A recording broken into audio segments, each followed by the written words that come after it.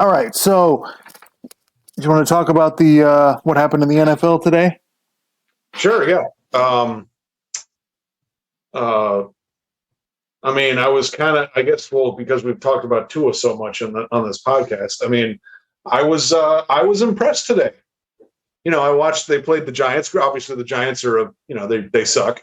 But I was impressed because Tua, like we were talking about last week. I think that article we read about Tua is the best RPO quarterback in the league right now because they do RPOs so much, and so he's kind of established that. And then in this game, I thought the commentator Daryl Johnson was really smart. He was saying that they like to do quick passing, and the Giants are trying to muddy everything up, so he can't just make a quick read. So he has to sit back there and make more reads. And it's not like he didn't make any quick passes in this game; he made a bunch of them. But the Giants were kind of some of the quick passes. He'd make the throw, and the defender would be right on him because the Giants that's what they were expecting.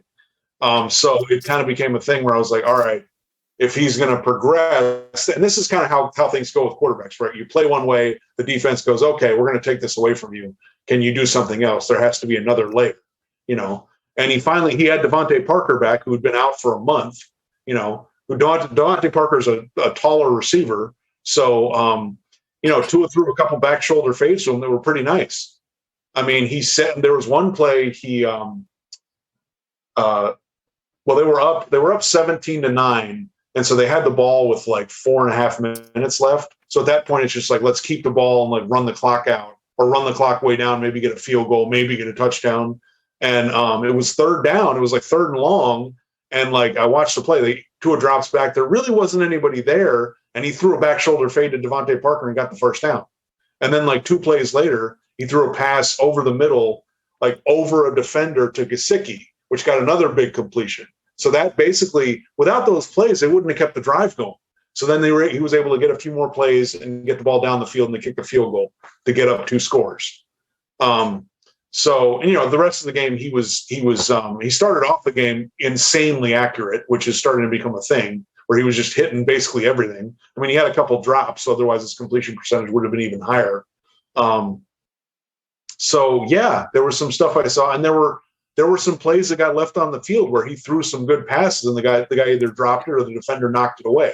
So, you can kind of I can have a little bit of optimism now, where it's like, okay, the offensive line's playing a little better. He has Jalen Waddle, who's probably going to end the year with over 100 catches. He's got like 86 right now. Devontae Parker, he's good. Gesicki's good. They got another tight end who I think caught a touchdown today. And that was a good pass too. He threw the ball toward the corner of the end zone and like over a defender.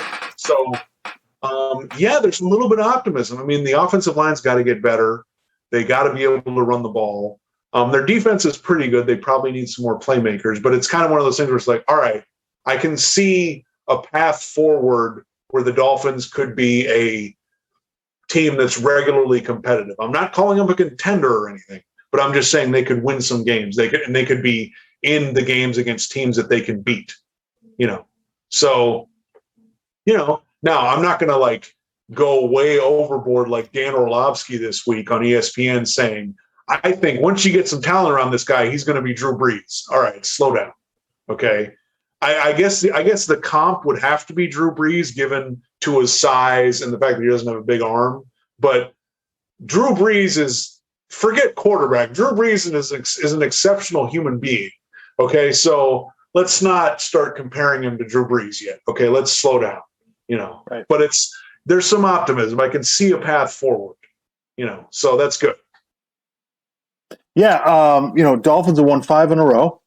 Yeah. I realize, they haven't beat the best of the best.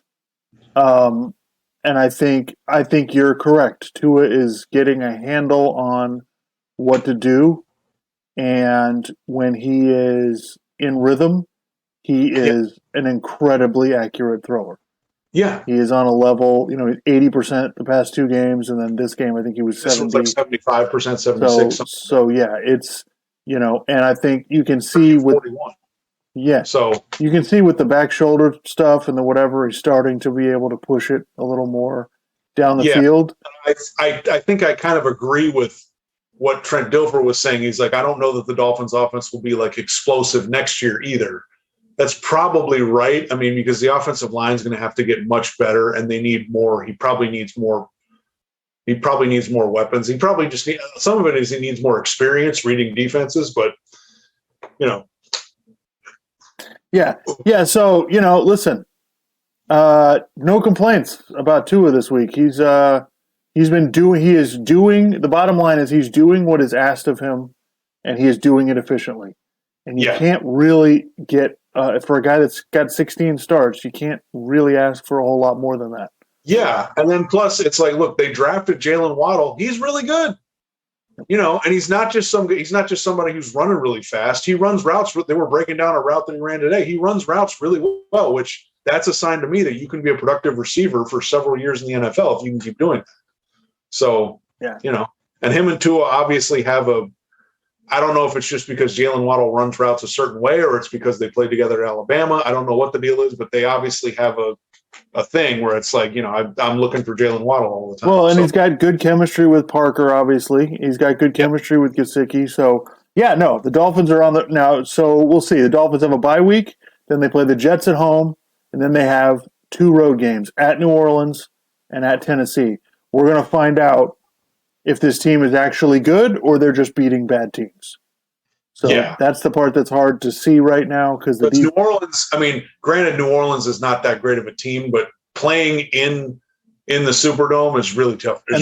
Their defense is good. Yeah, their defense is good. It's not a slouch. It's not a slouch defense that you're going to play. And when you have to go play at Tennessee, Tennessee's pretty good on defense too. So it's not. It's a different animal when you have to go do this stuff on the road against pretty good teams. So we will see. I'm kind of excited, and it's crazy that after the Dolphins were basically buried, if they beat the Jets, they're 7-7. And I think I pointed this out a couple times. I mean, remember they almost beat the Jaguars and the Falcons. If you flip just one of those games, they're 7-6. You flip 2 of them, they're 8 and whatever it is.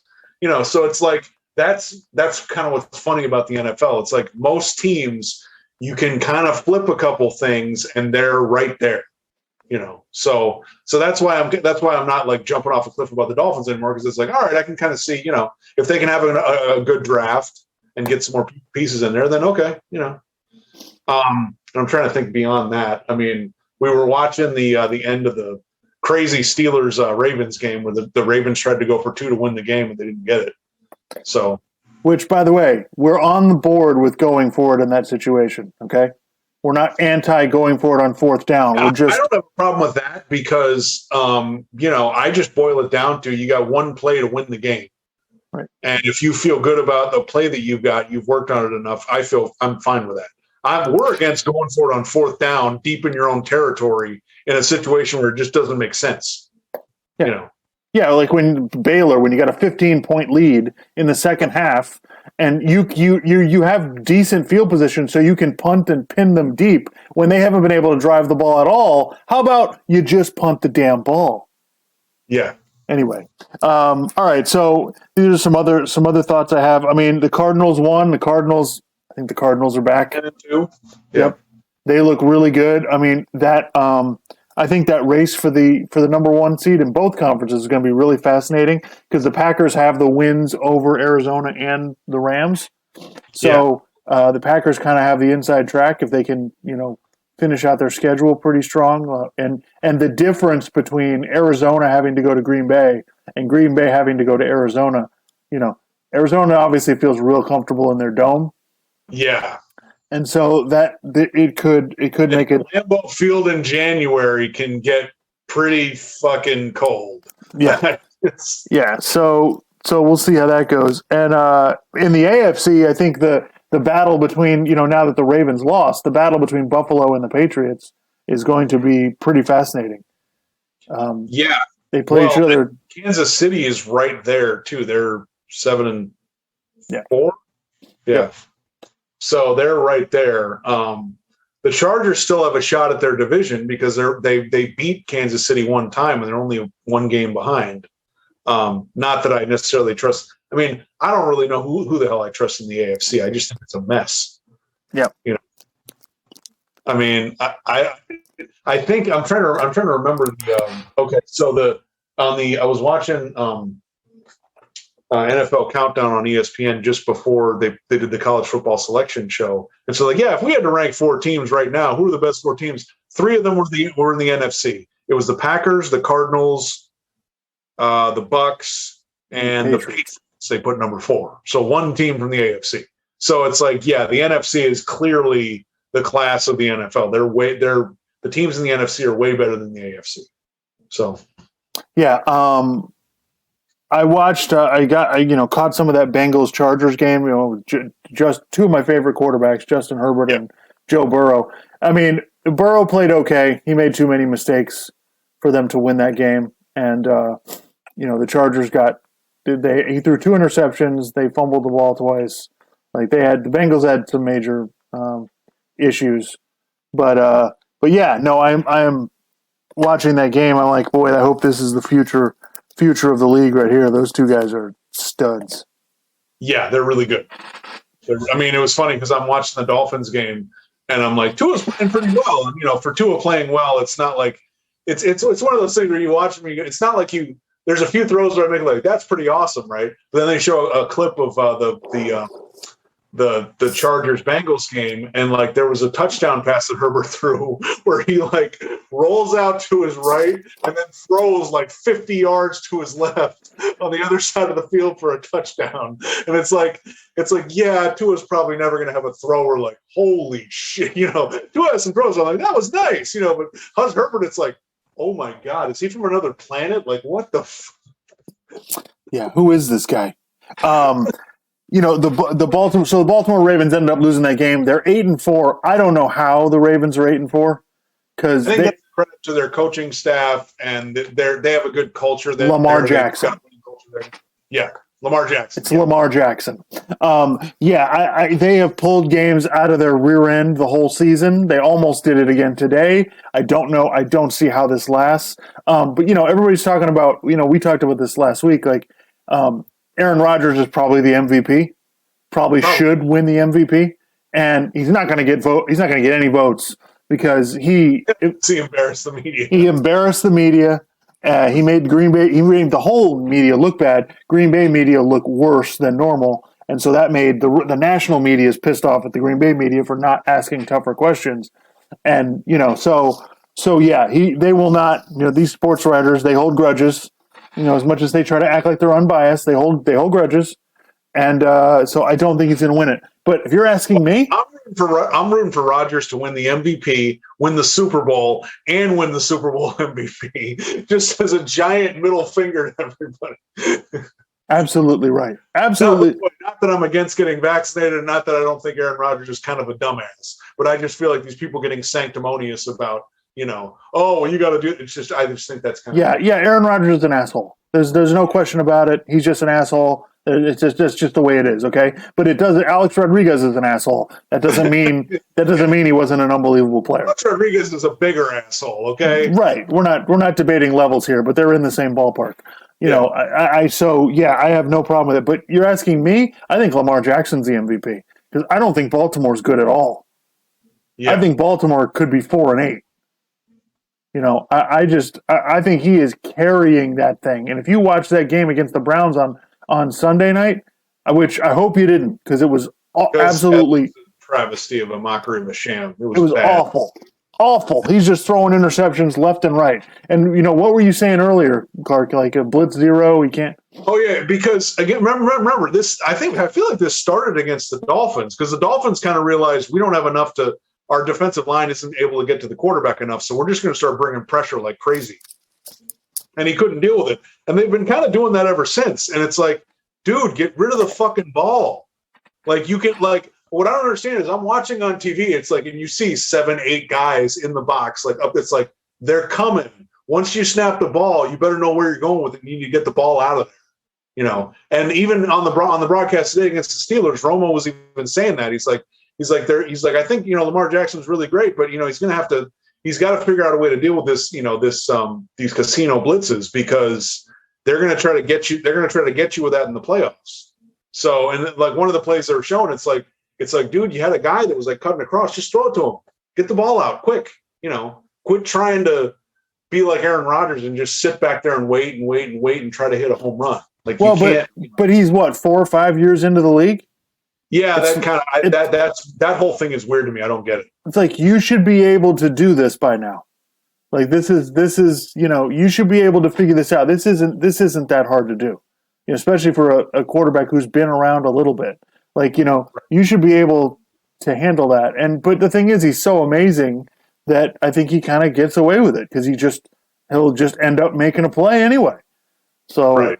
It's just. But you can't. But the thing is, you can win games in the regular season. You can kind of survive on it.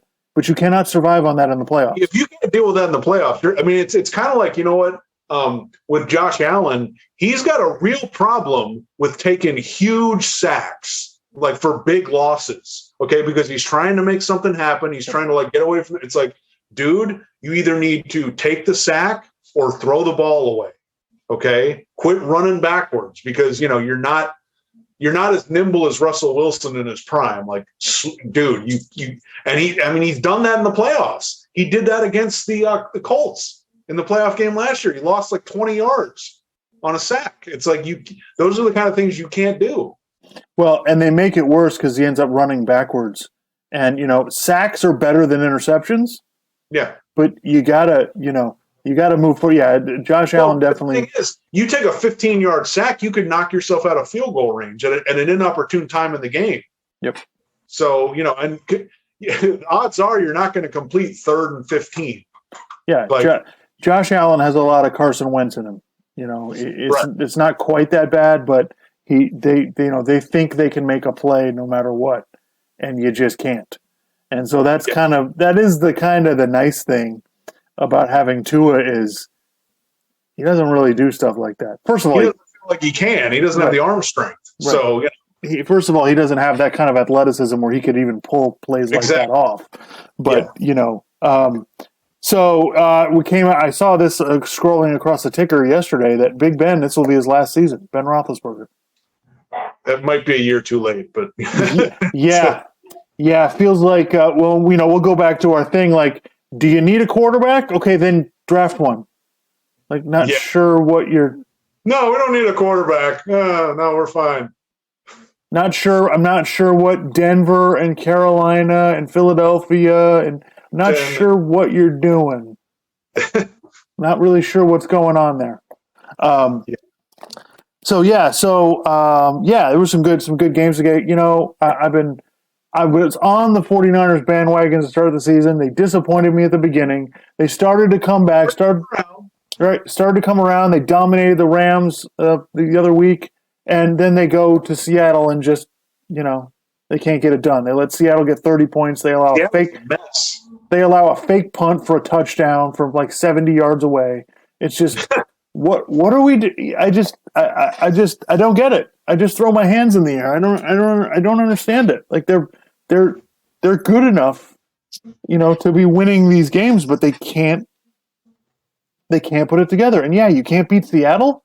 Seattle's 3-8. Like they can't beat anybody. So anyway, so we'll see. We got a good game tonight, Kansas City and Denver, and then there's a good game tomorrow night with the Patriots and the Bills. So I'm interested to see. I want to watch the Denver game because I've had questions. I still have questions about Kansas City, and Denver's defense is the real deal. So prove to me you can put up points, and then I'll start to kind of buy in because I just have concerns about their offense is just kind of something's missing, Right. So. But yeah, that's all. That's all I really had today. As far as the NFL goes. Yeah, I mean the NFL. I feel like it'll be a good next few weeks because college football is done for until we get to the playoffs, the semifinals at the end of the month. So yeah, it'll be basically just all NFL. And everybody's got to teams got to keep winning if they want to have a shot to get in. So. Yeah, it's going to be an interesting stretch run because I have no idea. Yeah, no idea what's.